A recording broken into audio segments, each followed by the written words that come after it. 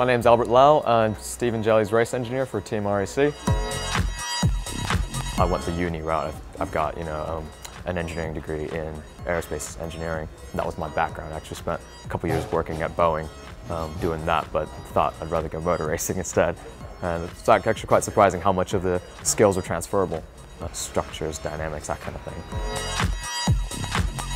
My role as race engineer is to work with the driver, the mechanics on the car, the assistant engineer, the truckies, and just sort of make sure that the running of the car is all done properly.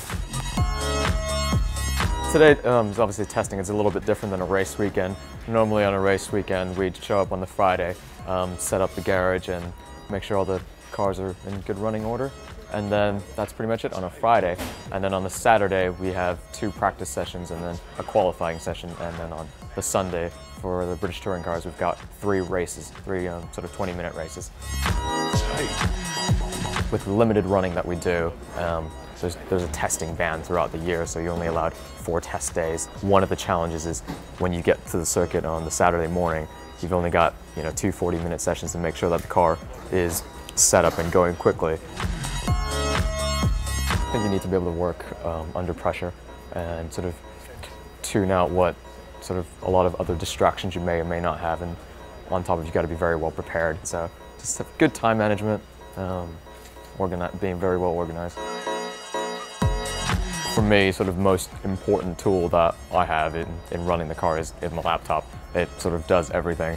It does all my calculations, it sort of your test plans and race reports, everything's sort of on that. That's probably for me the most important tool. Throughout a session, I'll be on the radio with the driver, and through his comments and what we're seeing on sort of the onboard computers, then we sort of decide what sort of changes we need to do to the car, and then I'll liaise with the mechanics to make sure the changes get done properly, and then again we'll send the car back out, get a bit more data, get a bit more feedback from the driver.